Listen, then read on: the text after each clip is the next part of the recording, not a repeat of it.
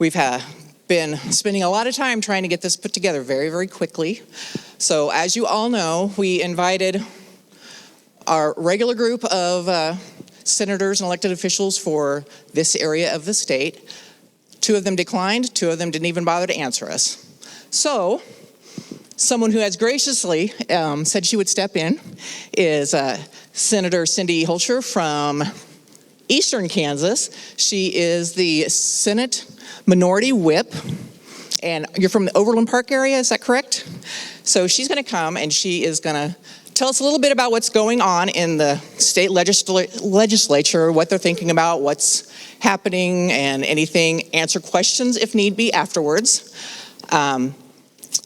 We will also be seeing or hearing from a couple other speakers. Justin Smith is from the KNEA, so we have an educator here, because we all know education is another huge issue we're all concerned about. And then also we have Candace Sowers from the health department here in Salina County. So any questions or concerns you have, she's more than willing to help answer any of that as they come up.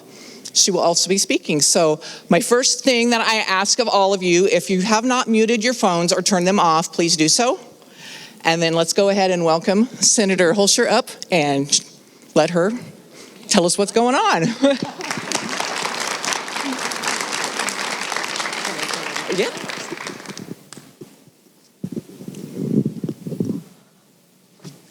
Well, great. Thank you so much for having me here today. I actually used to spend a lot of time in Central Kansas. At one point, I worked for Sprint Yellow Pages, and I remember the day my manager came to us as a team and said, okay, who wants to go to Central Kansas? I was like, I do.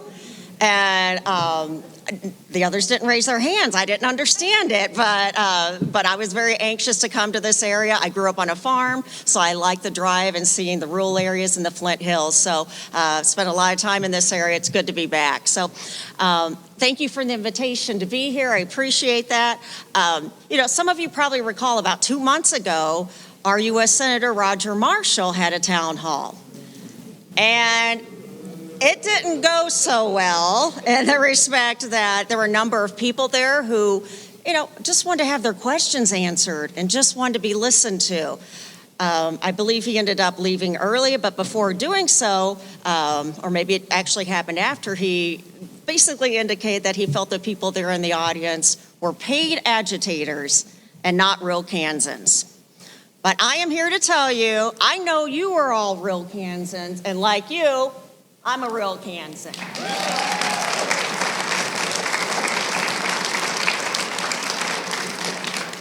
Our session ended in Topeka, second week of April. And normally, a number of us, myself included, will go out and do legislative wrap-up sessions. This year, though, it seems like a lot of people, a lot of legislators are avoiding those. And maybe it's a little bit partly because of some of the things that happened. Maybe some of them, I guess, haven't even ever done town halls. But I think it's a very important thing that we as legislators do, to be accountable to you, to answer your questions, hear your concerns. And I will tell you, the best ideas come from the voters. As I mentioned before, I was raised on a farm. My dad was a Marine, then construction worker. We also had a farm. My mom was a janitor at the school that I attended. They both worked outside of the farm because farms are expensive and had to supplement income and everything. My oldest brother joined the Army. My other brother and I, we were first generation college students and both graduated with degrees. In '99, my husband and I, my husband of 33 years, we came to the Johnson County area because of jobs. And of course, we had heard about the reputation of the outstanding schools and decided we wanted to start our family and raise our family in Kansas, again, because of the great amenities and the strong schools.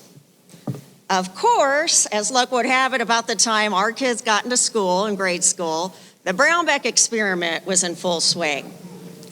And we were losing teachers. We didn't have paras or lunch ladies. We didn't have supplies. Some of our classrooms didn't have doors. They had shower curtains. We were hemorrhaging. And one weekend, my daughter, Sarah, I think she was about 12 or 13 at the time. we went to a Target and we saw one of her teachers working there. And she looked at me and she said, "Why is my teacher working at Target on the weekend when she has a full-time job at the school and she has a family?" And I told her, I said, "Well, we're kind of in a crisis right now with school funding, and she probably doesn't make enough money to pay her bills." And I kid you not, she looked at me and she said, "You go fix that."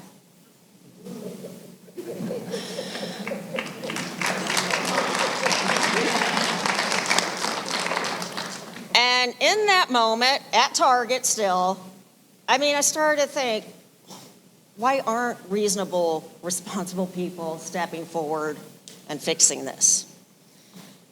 As it turned out, my own representative right there in the area where we lived was basically leading the crusade to defund our schools.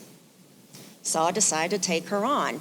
And my 13-year-old who challenged me and said I should go fix this, bless her heart, she joined me almost every night knocking doors, talking to people, going to different events. And our very, very small team that we started out with, we ended up defeating a 3-term incumbent, winning every precinct in the district. So I did 2 terms in the House, then crossed over to the Senate in 2020. And here's something I want you to know about. I have seen an evolution of the legislature in that 8-year time period. My first session, we had lots of moderate Republicans and Democrats, a really good group of people that worked together. I was a co-founder of the Women's Bipartisan Caucus. We collaboratively put together a tax plan, and we put that together. It was voted on, and that ended the Brownback experiment. We did that together.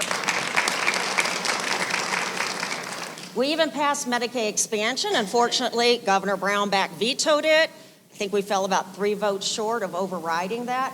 But we did some great legislation. We got Kansas back on track financially, which led to us being better able to fund our schools. Now, within the legislative body, something that you may not know about is there's different factions. Within the Republican Party, you've got the far-right faction, moderates, which there aren't hardly any anymore. You have different factions within the Democratic Party. There's even a mean girl faction, which I was not prepared for after being bullied by mean girls in high school. I was like, oh, we gotta do this again. But there's even a mean girl faction. But I will tell you, after that first election that I was in 2016, and after we ended the Brownback experiment, that far-right faction was not pleased. And they made it their goal to purge. And that is what they have done. Every election since then, we have seen this huge outpouring of dark money. The Koch network, some other entities that are pouring money into our elections. And essentially, that group of Democrats and that group of moderate Republicans, it's been so severely diminished. So now what we have in the place is basically a supermajority, primarily made up of very extreme people. And in this time period where we've seen this evolution of the legislature, there have been a couple of things that really are part of their agenda. The destruction of public schools and the push for a flat tax. Now, a flat tax gets marketed as being simple and easy. People will love it. But what they don't tell you is that a flat tax gives the biggest benefit to the upper income and hurts the lower income people. The thing about vouchers, too, is that, again, there's some marketing that's being used out there. And almost every session the past 6 years, there has been a massive voucher program introduced. They're marketed as school choice to help poor, low-income students get away from schools that maybe aren't doing so well. But again, there's some things that the lobbyists don't say. They don't tell you that those vouchers typically won't cover but just a tiny bit of the actual tuition for a good private school. In Kansas, out of 105 counties, I think it's over 60, don't even have any private schools available. So those areas are totally just subsidizing pretty much the eastern part of the state where the majority of the private schools are located.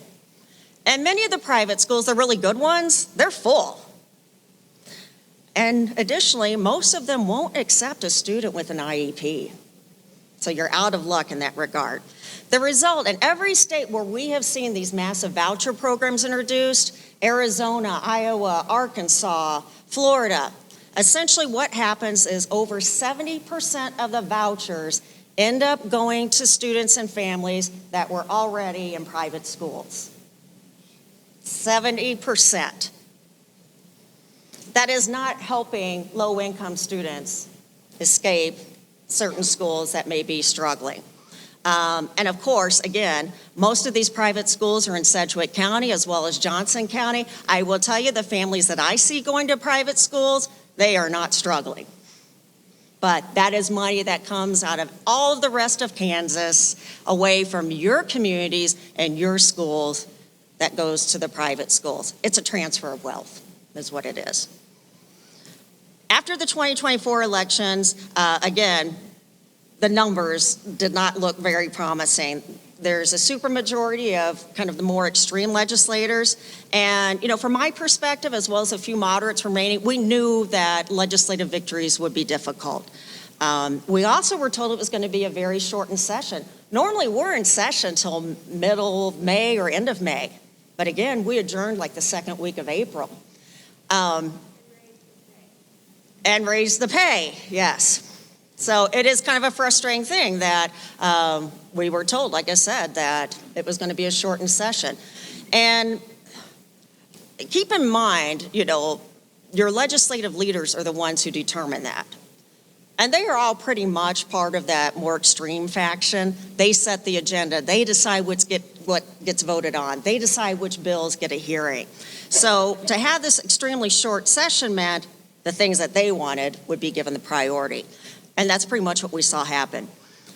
I will tell you, I set a goal for myself for this session. Again, based upon the numbers, like I said, we knew there wouldn't be a whole lot of legislative victories, but I made it my goal to stop voucher bills. Because the fact of the matter is, once those go through, there's really no turning back, and your public schools really become decimated. So a group of us reached out to legislators across the state, to voters across the state, networked with different groups and organizations out there, just really to bring people, get us all on the same page in terms of what vouchers really meant. So I am happy to say the big victory this session was we stopped every single voucher bill.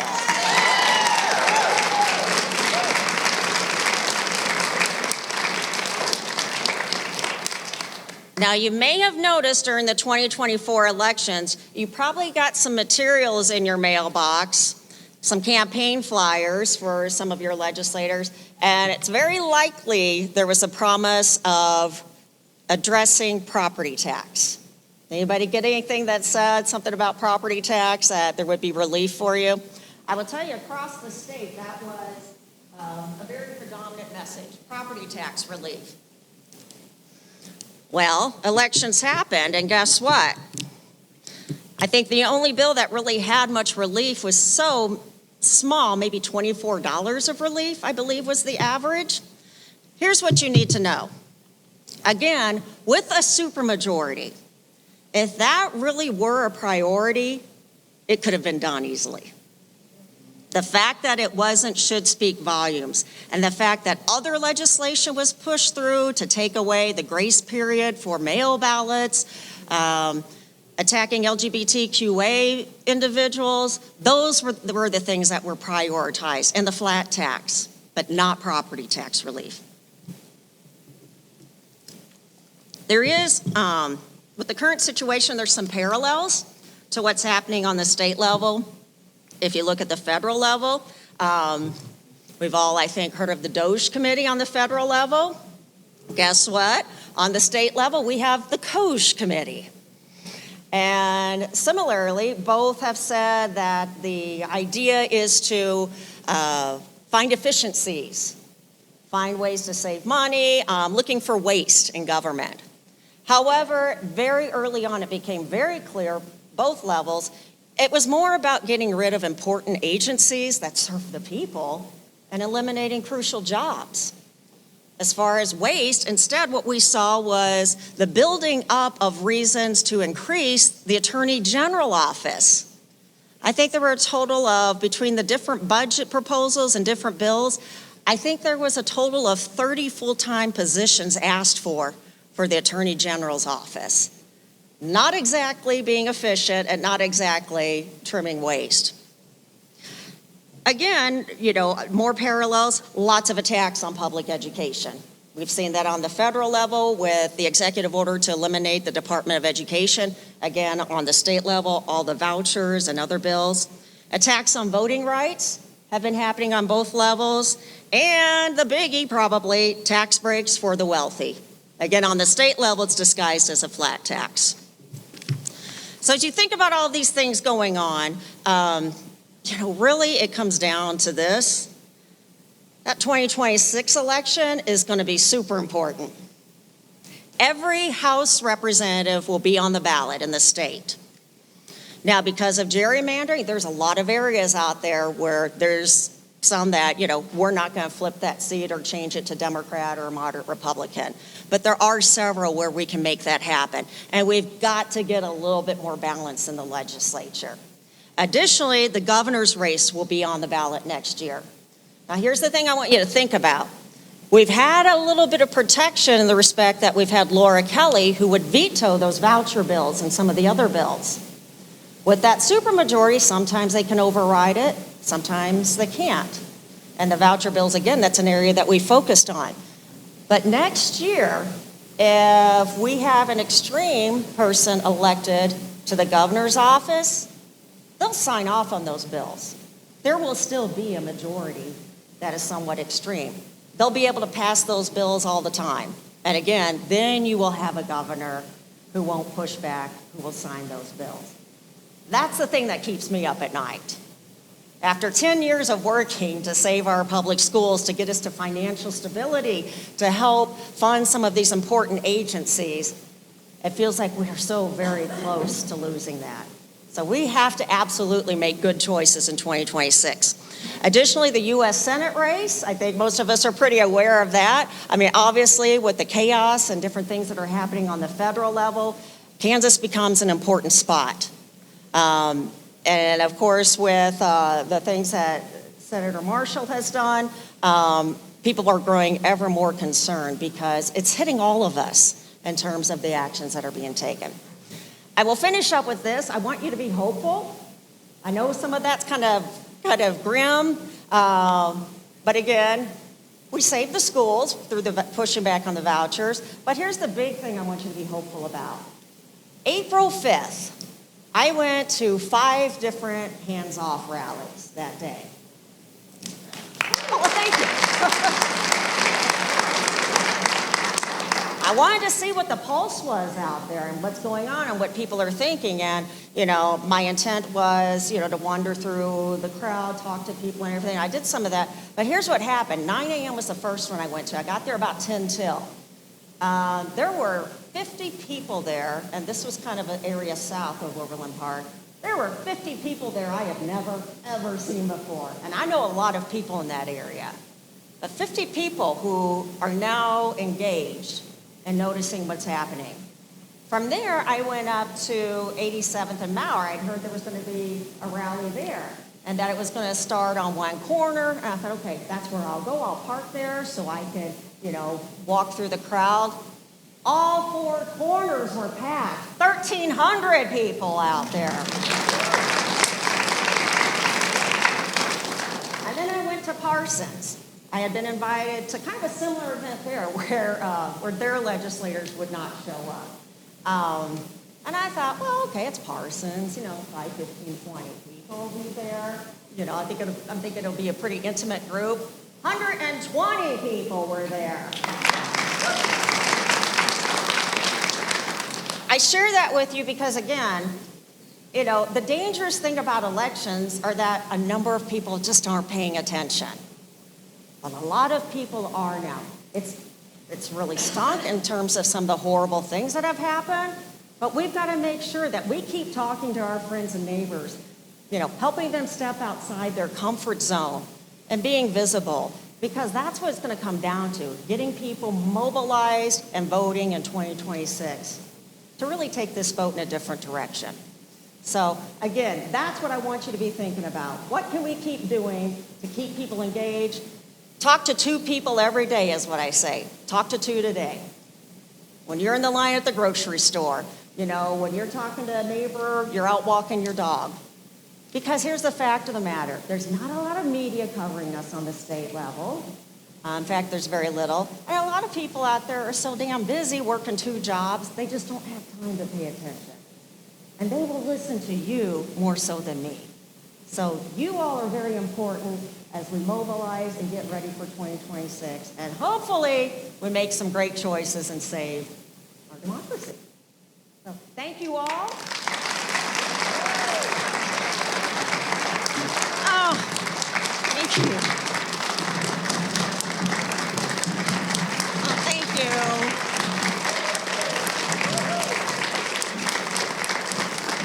Thank you, Senator. So next, in terms of the order of business, what we're going to do is we're going to kind of open the floor up to people who have something to say, who would like to either give testimony or even possibly answer a question. I do have a list of people who submitted stuff ahead of time, so we want to make them the priority. So as I call your name, if you would step up to a mic, and then you can go ahead and ask your question or say your piece. And then as we work through, we'll also work our other guests in to the list as well. So first one up is actually reading on the behalf of David Norland, who was unable to make it here today, is John Blanchard. Go ahead, John. Thank you. This question would be addressed to Representative Stephen Howe in 2 parts, if he were here. First, this personal story. I had the opportunity to talk with you in person at MOCA's on April 16th. Just after the session ended, after not hearing from you after numerous phone calls direct to your cell phone and no response to emails about several issues, the opportunity was even more important here today. I told you that many of us had found your performance this year deeply disappointing, since you often say you are available to constituents. In fact, you repeated that claim as we spoke. Then I asked what the commitment was that you had given as a reason not to participate in this town hall. Your wife was having a dance concert or recital in Wichita. Family is first, you said. My question is, don't you think you have at least as large a responsibility to your constituents, especially given the number of your votes that directly contribute to harm suffered by many other families in your district and state? A second question is simple but complex. Why do you have this crusade against diversity, equity, and inclusion, especially as practiced by universities? Your answers are more important in light of your use of the chairmanship of the Higher Ed Funding Committee to threaten and remove state funds and finally ram through a law silencing Kansas college voices on behalf of DEI. Further, why do you try to get thousands in public funds allocated to defend Emporia State University in its violation of due process when it fired almost 30 faculty without sufficient cause? In short, what do you have against universities and against public education by your other votes that make your vision so short-sighted? Thank you.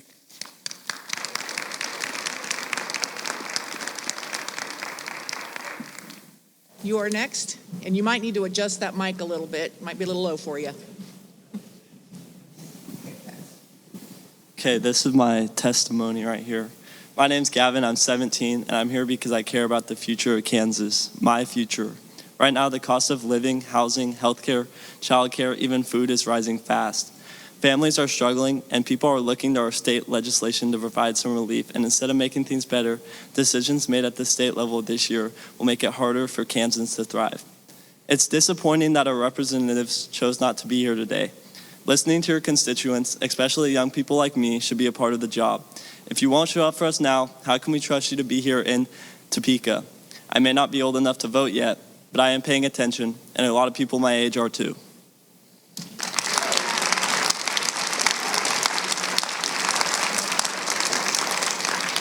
Thank you, Gavin. And next we're going to have our second speaker will be Candace Sowers, and she is a Deputy Director from the Health Department, Salina County Health Department.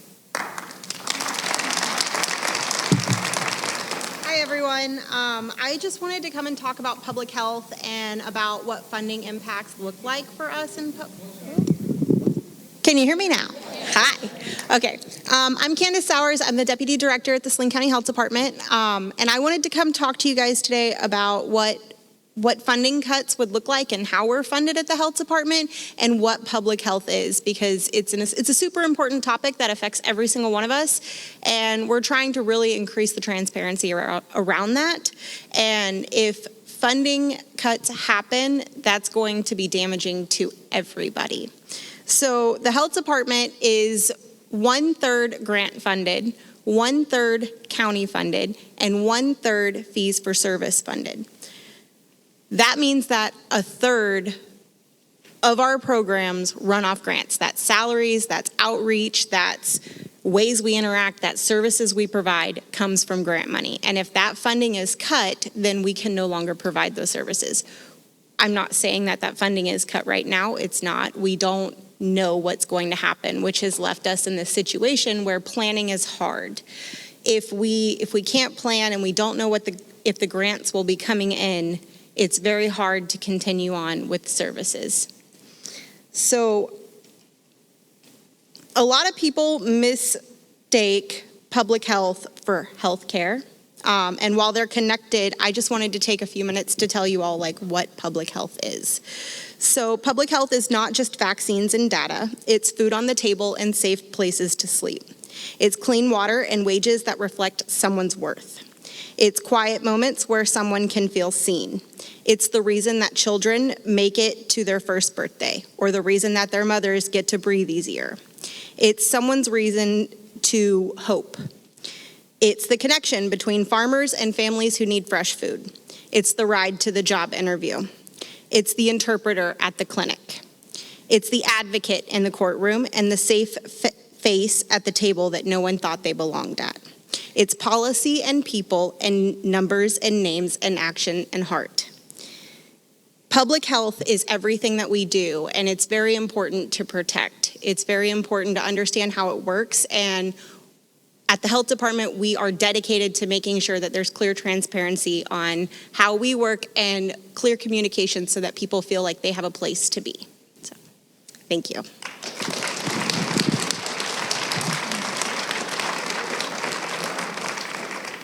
Thank you, Candace. We appreciate that. That was very informative. So our next person up is Raiden.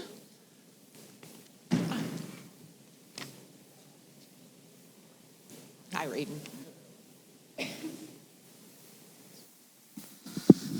Well, good morning. My name is Raiden Gonzalez. I am a constituent here. I am not 17, but I am a young person and I am paying attention.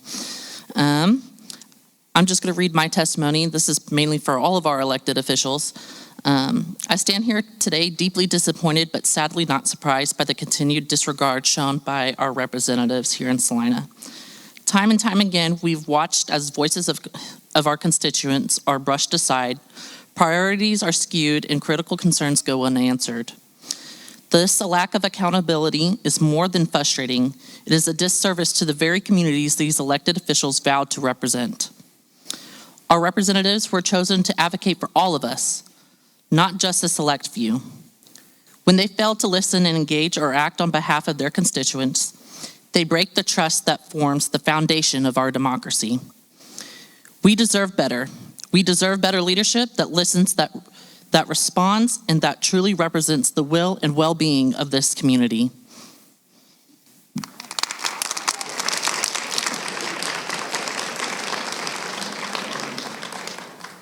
Thank you, Raiden. Next up is Stephanie.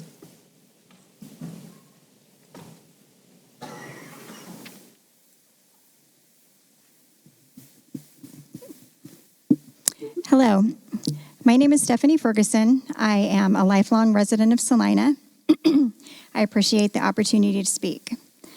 It's truly a challenge to pick just one area to talk about as we watch our country being demolished every single day. But as someone who has worked in elder care for the last 14 years, I have chosen to speak on cuts to Medicaid and the effects it will have on nursing homes specifically. In the United States as a whole, approximately 1.2 million people reside in long-term care facilities, with 62% of them relying on Medicaid to cover their costs. In Kansas, 58% of the roughly 15,000 nursing home residents use Medicaid, and of the 73 residents in the nursing facility that I work at, Bethany Home in Lindsborg, 53% rely on Medicaid. In Kansas alone, we are projected to lose $350 million in Medicaid funding just in the first year, and this would affect 4 out of every 7 nursing home residents. The potential ramifications of these cuts would be decreased reimbursements for nursing homes, particularly in rural areas, possibly resulting in facility closures and creating nursing home deserts. The displacement of residents would disrupt their care and put the burdens on families to find alternate arrangements, including the possible assumption of caregiving responsibilities without adequate support, leading to potential financial and emotional stress. How it could affect me personally, as well as other Kansans who work in healthcare, are the potential job losses that reduced funding would bring, impacting not only the state's economy, but also leads to my biggest concern of all, the quality of care for my residents and the standard of care for all seniors and vulnerable populations who reside in nursing homes. Many facilities are already operating with skeleton crews as a result of both voluntary and involuntary reductions in staffing carrying over from the COVID-19 pandemic that we still have yet to bounce back from. Nursing homes are often already looked at in a negative light due to the stories that we see in the news of residents being hurt and even dying as the results of falls and other accidents. But these incidents are generally the product of understaffing. As of 2024, approximately 58% of Kansas nursing homes reported staffing shortages, placing us in the top 5 states nationwide with these deficits. The Centers for Medicare and Medicaid Services, CMS, introduced new staffing mandates last year, but currently less than 40% of the new guidelines are being met. And this is before the cuts. Cuts to Medicaid will only worsen existing staffing shortages. As someone who has worked within the confines of these shortages, the most honest thing I can say is we are only human and we do the best we can with the resources that we have. At the protest a couple of weeks ago, I said, it is what it is. But if we work together and encourage others not only to vote, but to vote out those that implement and enable Trump's horrific policies. I am looking at you, Tracy Mann, Clark Sanders, Stephen Howe, and J.R. Clays. We are gaining strength in numbers, and we will vote you out.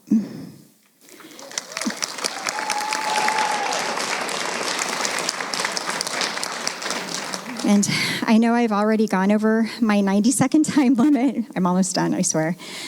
But I would be remiss if I didn't try to at least touch on the myriad other ways that nursing home residents' lives would be impacted, including access to activities, restorative care, cultural and spiritual care, down to the quality of food they eat, how their medicine is given, and down to the quality of undergarments that they wear, and the hygiene products that we use on them. It will impact every facet of their lives that we ourselves have the luxury to take for granted. Empathy is not a dirty word. Please have empathy and compassion as you cast your votes in the future. Real lives, real Kansans depend on it. Thank you.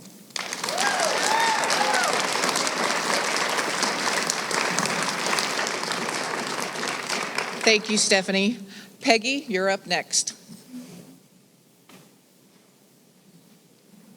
Hello, my name is Peggy Holstein, and I'm a real Kansan from Salina. And my concerns are about the far-right Republicans in our legislature who have targeted LGBTQIA in regards to foster care. This will negatively impact youth in need of care, and they have targeted and risked the health of children in public school by not requiring vaccinations, and they are requiring the viewing of certain videos in school that are not factual. All of these actions were tied to specific conservative religious groups. Is there not a separation of church and state? And yes, there is, and the state constitution requires this separation. So why are our legislators not following it?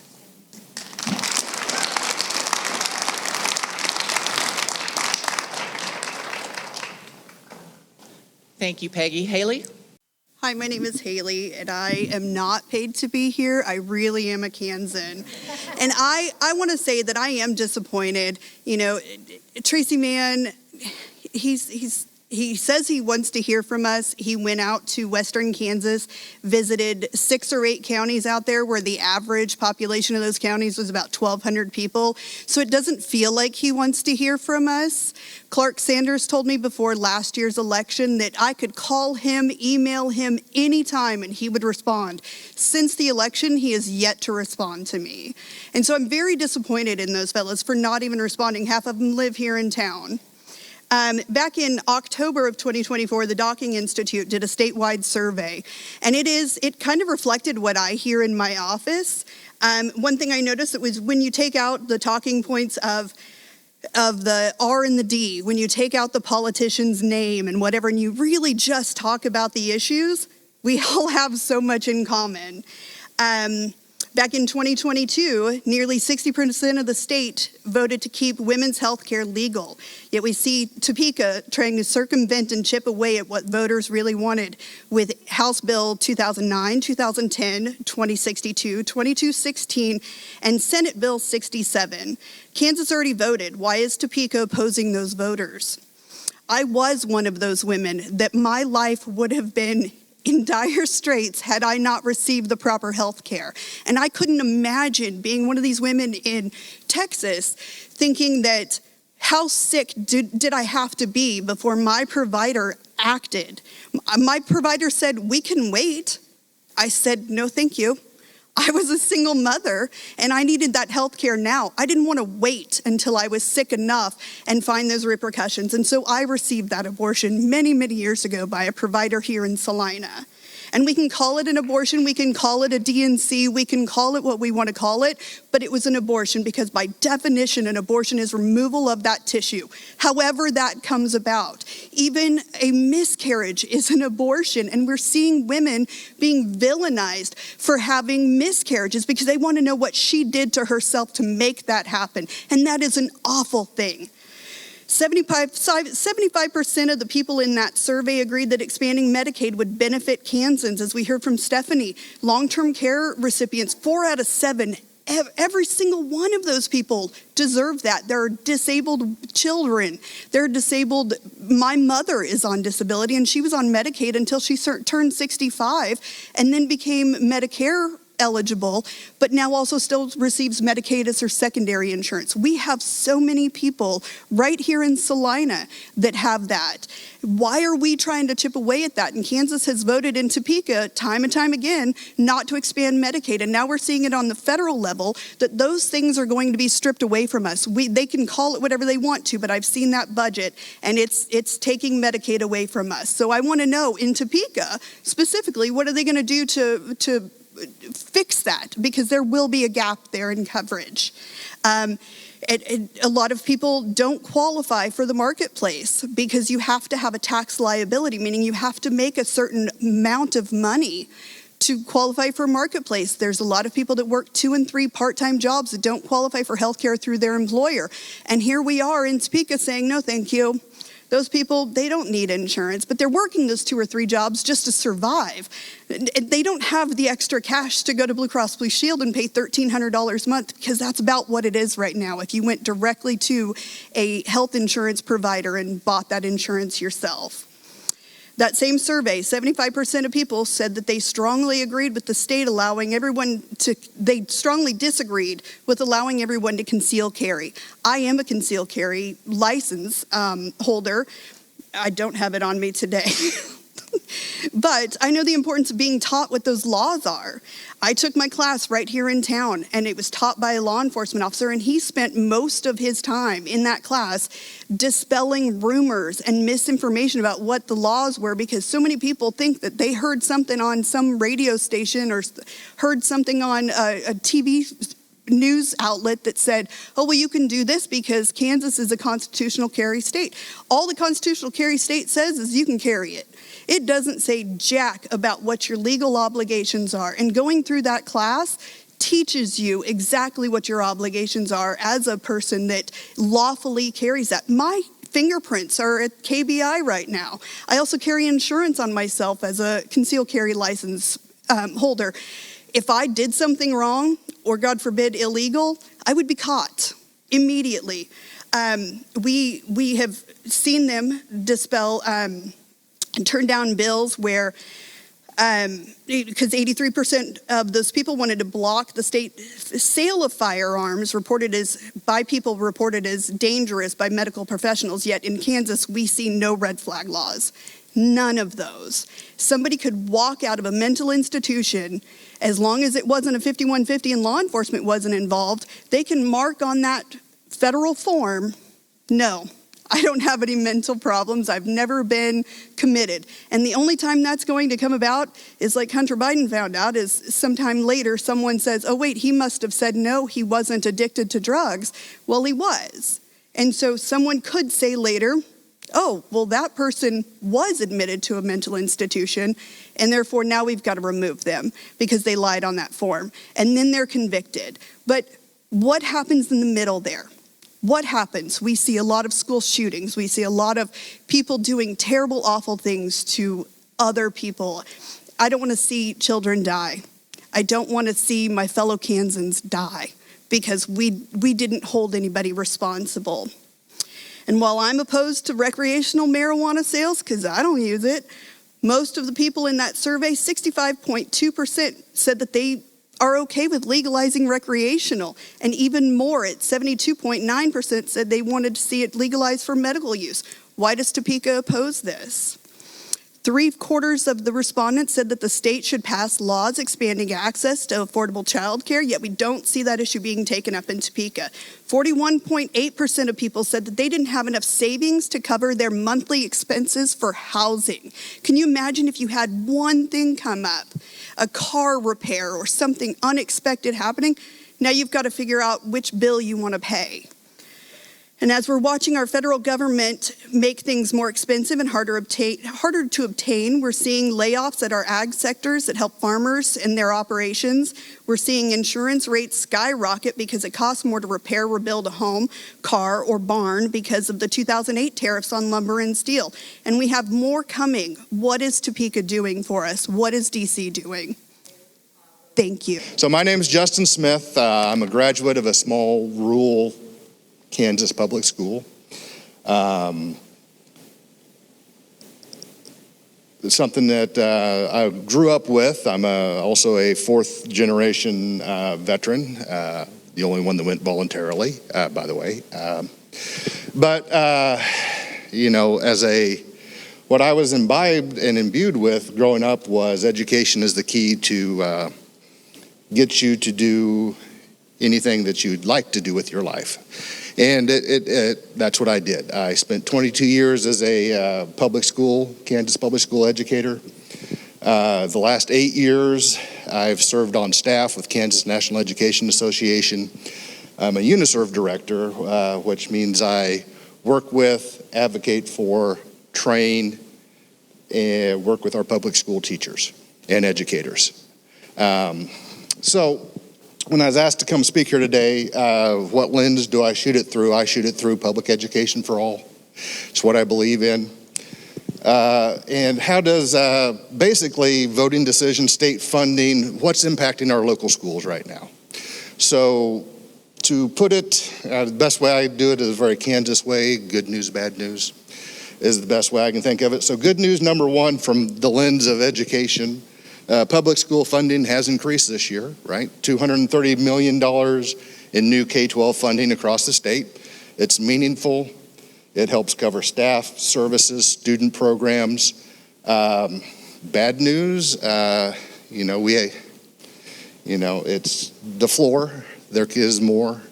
There could be more. If you remember back, this is as a result of the Gannon ruling, right? Schools had to go to Supreme Court, fight in courts to get fully funded public education. And so what we're seeing is that result, the 4.5% CPI increase this year in education is because of that. And that's where we're at right now. Good news number 2, special education funding across the state has grown.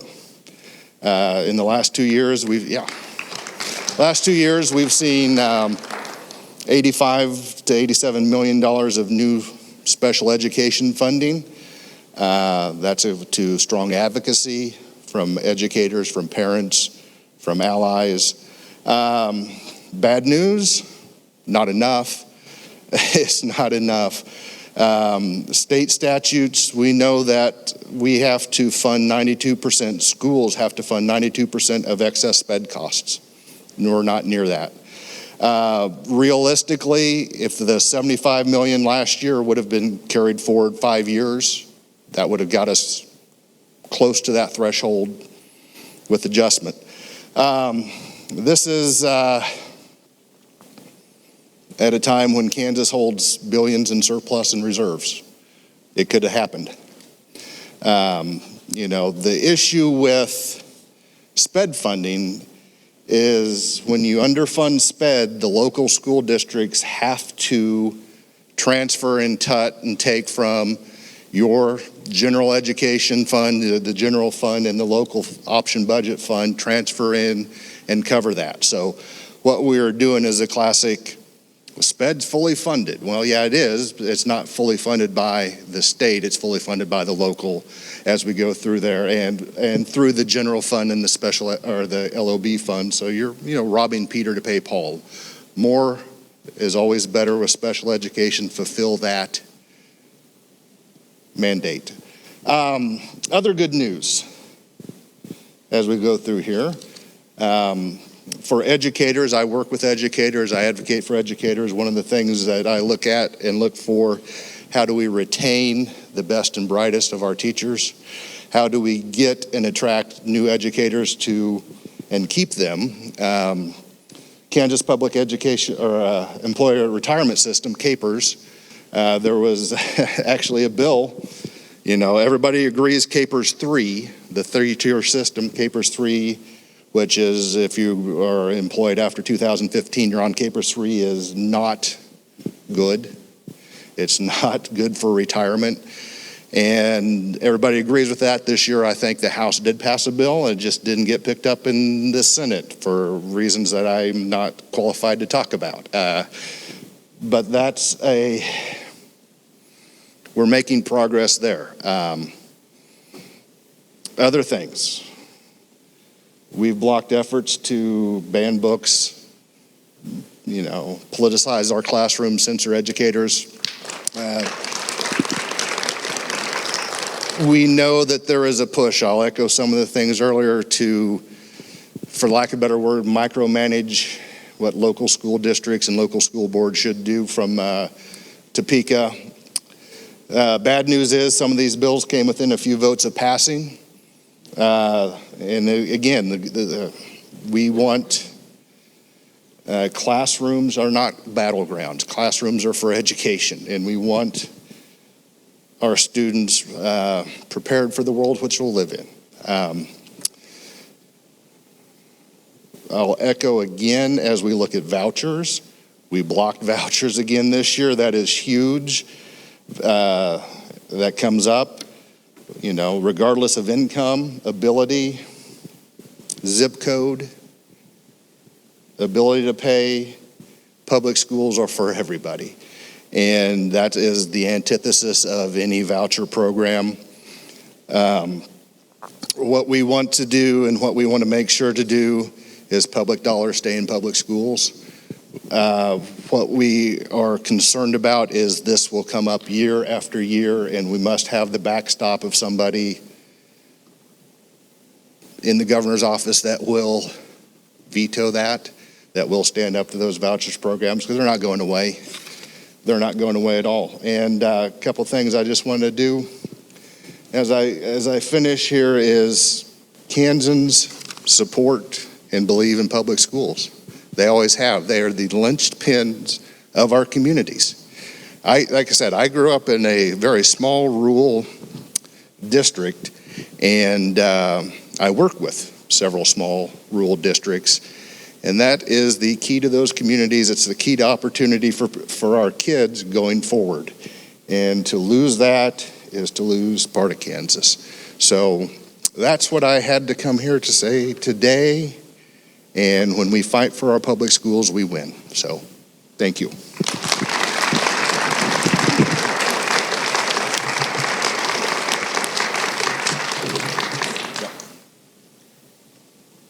And I have a Max on the list. Max, were you going to be able to say something?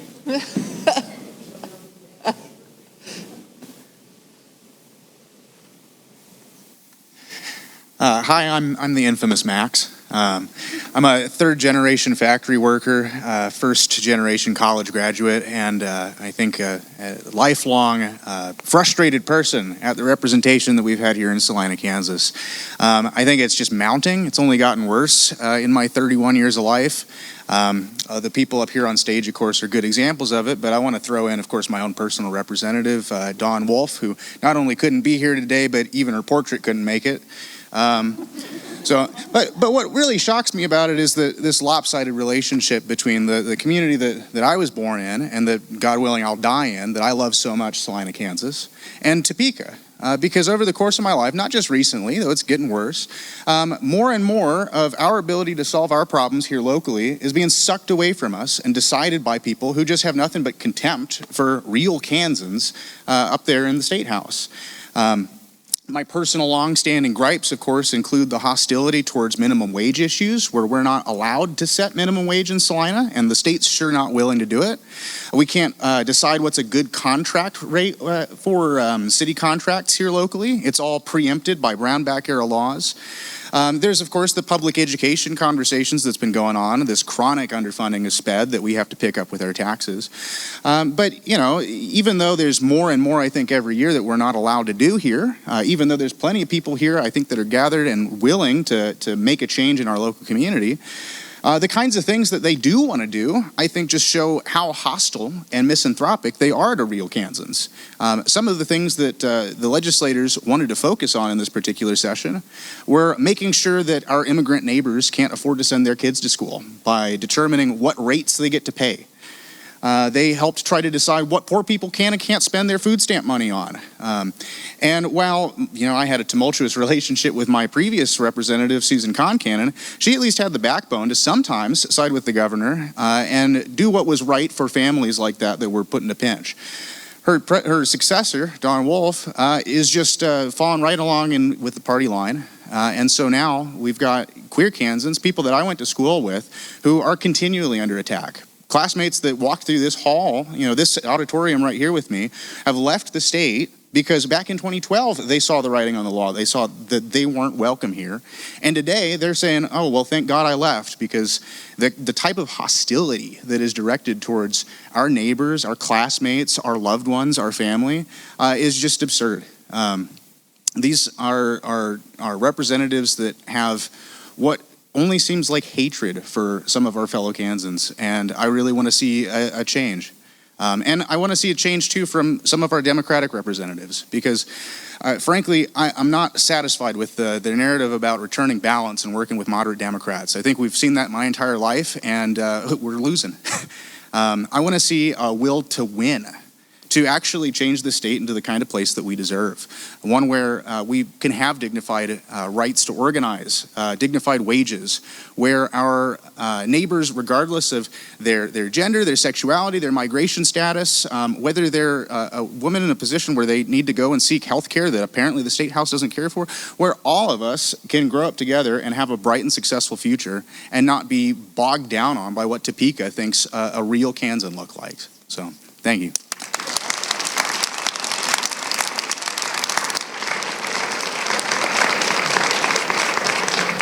So that was the last person on the list, and we did start late, so I'm going to take some liberties here and go ahead and take a few more minutes of everyone's time if you want to stay. Are there any questions or things? I will, once we get past all of this. Is there anyone else who wants to speak? Yes. Go ahead, if you'd speak to the mic.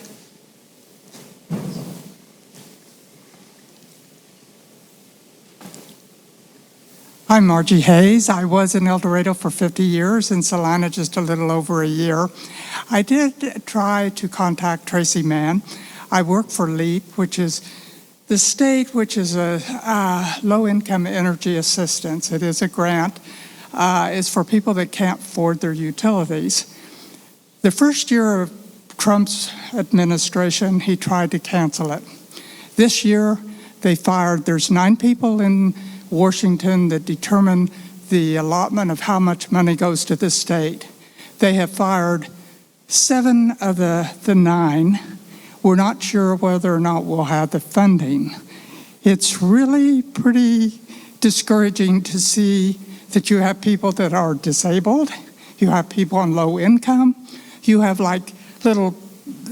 people that are widowed that don't have the money to afford their utilities.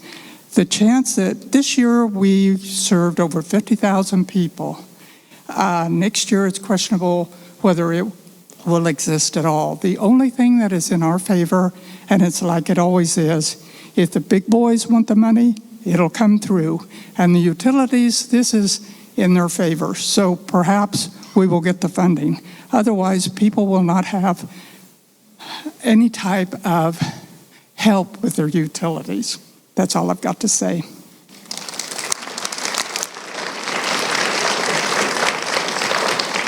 Janice, I'll go ahead and let you be the last person.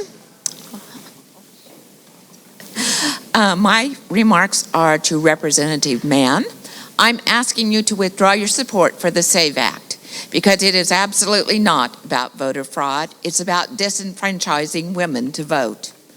I'm going to have to produce a 75-year-old birth certificate, a 52-year-old marriage license that has traveled with me from Kansas to Colorado to Texas to Guam, back to Texas, California, and back to Kansas because my husband put in 22 years in the Air Force. And I have been voting since thank you. I've been voting since 1968, and I will continue to vote. If I have to jump through hoops, I will produce all of that, as will all the women here. But we do not need the SAVE Act. Thank you. John, I'll give you 30 seconds. All right, I'll take 35. First of all, I love the theme, real Kansans, real voters, real fed up. We also want real wages, we want real affordable housing, and we want real compassion from our leaders. What we heard from the senator is that what they're interested in is a flat tax. Flat tax is just a rebranded version of trickle-down economics, supply side theory, and all of that started out with the horse and sparrow theory, where they said if we feed the horse enough oats, he'll poop enough of it out, and the sparrows can then feed on the oats in the poop. Well, I'll just finish up because I just want to say that we are real Kansans, that we are real voters, that we are real fed up, and that we're real tired of eating horse shit.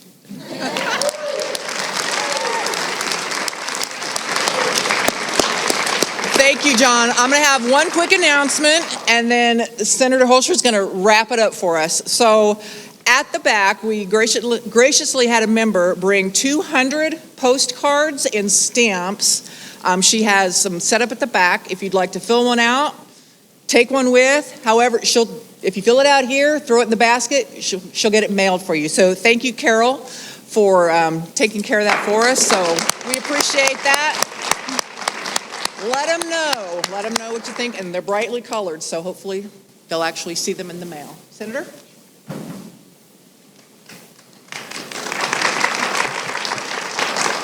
So I hurriedly tried to write down notes as people were asking questions or had statements. I didn't quite capture everything, but we could talk about these issues all day. Y'all are smart people, you're engaged, you know what's going on, but I'm going to try to go through here really quickly to answer a few of these. One of the biggest surprises I had once entering the legislature was, it took me a while to realize this, but for a lot of my peers, there really is a lack of empathy and a lack of understanding what regular Kansans are going through. Maybe they're at a point in their life, things are very comfortable. Maybe they've never struggled. But like a lot of people, I came from very, very modest beginnings. And I think somebody said it too, many of us are just one bad disaster away from having things spiral downward. Like I said, I get that. My family, and like a lot of families, we've done everything right. But man, the wages are lower than they should be. Inflation and cost of living, it's tough. But I think, like I said, a number of our legislators haven't had that experience. Talking about attacks on education, here's something I didn't mention earlier. A couple of years ago, I did a breakdown in terms of the House and the Senate, in terms of the legislators, how many had kids in public school, how many in private, et cetera, et cetera. At that point, it was less than 10% of the body had children or grandchildren in public schools. Yeah, yes.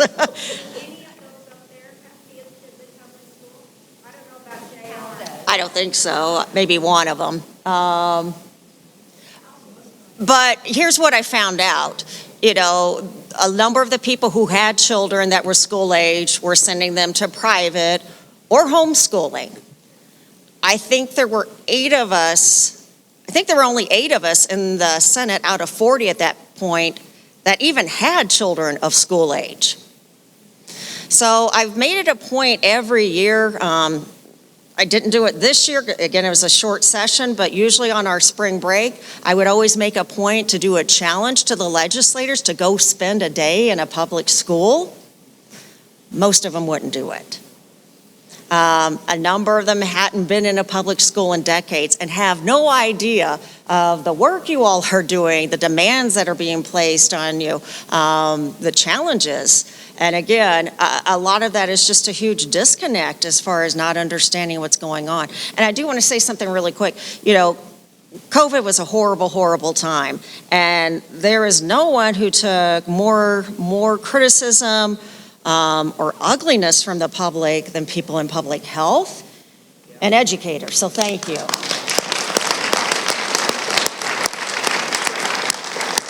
Sadly, it's taken the legislature forever to get over that. We are still hearing bills dealing with COVID and public health in our committee. It seems to be very difficult to move on from that time frame. It was mentioned about childcare, making life more affordable. I think Gavin, you mentioned this. If you won't be here, how can I trust you to vote correctly in Topeka in my interest?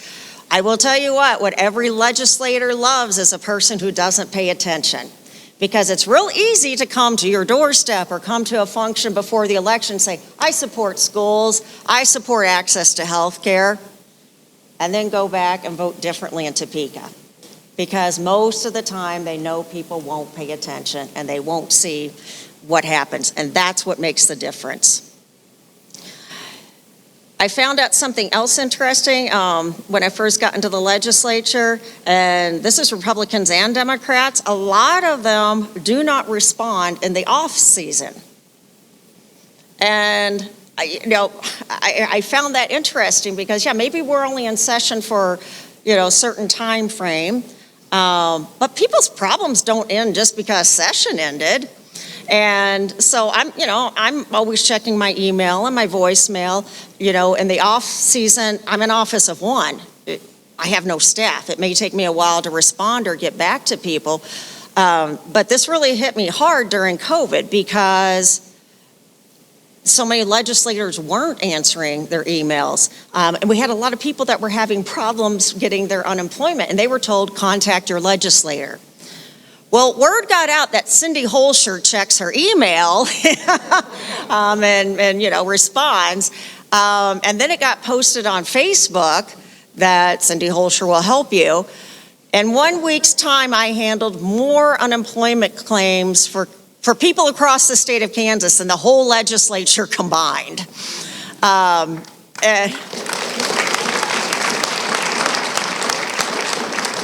again, as a person, an office of one, I didn't ask where people were from. I didn't ask their political party. They were Kansans. They needed help. I want to tell you, I'm sorry you've had to share your story. But yes, the legislature keeps attacking health care access, reproductive health care access. We had the vote in August of 2022, overwhelming support for access to reproductive health care. That very next session, there were, I believe, 25 bills introduced to chip away at it. Again, because most people aren't watching. Most people thought it was settled, but that's still going on. And to the person who brought up about the voting rights, we now have, because of one of the agenda items that got pushed through, we lost the time frame as far as that grace period on returning mail ballots. We now have the shortest time frame for mail ballots in the nation. So it isn't about waste. It isn't about fraud. It's about making it harder to vote. So, as we wrap up here again, I do want you to feel hopeful. Again, more people are paying attention. More people are ready to listen to you and hear what's really going on. And I'm here to help you. Every session when we get done, I always do a voting log on major issues just to see how people voted. I do it for every legislator across the state. Sometimes I break it down to counties. If you would like that tool to use to help educate people, to help them understand that, hey, I know you think your legislator represents you, but here's how they're really voting, it can be a very powerful piece to help them understand. And again, most people are busy. They don't have time to keep up with it. But, to help you along with this, I'm on all the social media. I do a newsletter. I try to put plenty of information out there. Because here's the thing. Even though I'm very active and very, out there in my community, you know what? Friends of mine will forget there's an election coming up. So if my friends are forgetting about it, guess what? Your friends are too. It's not on their radar. Every election, I start sending text out about 2 days before election day, going, hey, just a reminder, this is coming up. Do you know where to go? And do you know how many of them will respond back? Oh, I totally forgot. I'm like, my God, I'm right here. I'm in front of, I've been in front of you at various activities, but people get busy. So I want to invite you to start the work now for 2026, because there's a lot we have to do. We can do this. We've kind of had a disservice over the past couple of decades. We told people, or they told us, don't talk about religion and don't talk about politics. We got to talk about politics if we're going to get out of this bind. And you can do it. We learned in 2022 we can talk about some very sensitive topics. But I'll tell you this, the things you need to be talking to your neighbors about are much more comfortable. Taxes, affordability, those things that we all have in common that we're all concerned about. So I extend an invitation to you. If you are ready to get very involved in this effort of getting ready for 2026, just text this number. And then text the words, I'm ready. Oh, I'm also supposed to tell you for my daughter, Maddie, like I said, I am on all of the social media. My daughter, Maddie, wants you to know she is on TikTok where she roasts me. So she wants you to know, she's trying to increase her following. She said, I thought once you became a senator, I'd get to meet all kinds of cool people. And I said, well, you've met the judges, you've met the governor, you've met, several people. And she said, well, I really just wanted to meet Paul Rudd. And apparently I have failed at her. But like I said, I'm on all the social media where you can get information about critical bills that are coming up. And, ultimately, we just have to unite. Urban, rural, blue, red, young, old. We don't have a lot of time to get this done. So I invite you to join with me, and let's do everything we can to fight for our country, and we will fight like real Kansans. So thank you.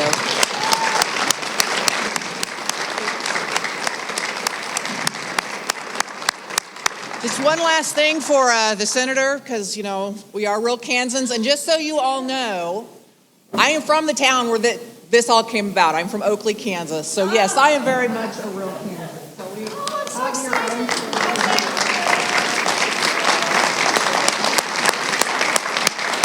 Thank you all for coming. We really appreciate it. And the movement starts here. It starts now. Salina Indivisible. If there's anything you have, please join us. Typically twice a month, we try and get together. Give us a holler. We've got cards up here with the information. John. Where will the video be available? Yes, Salina. Yes. Salina Media Connection? YouTube, Salina Media Connection. Thank you very much for helping us with this.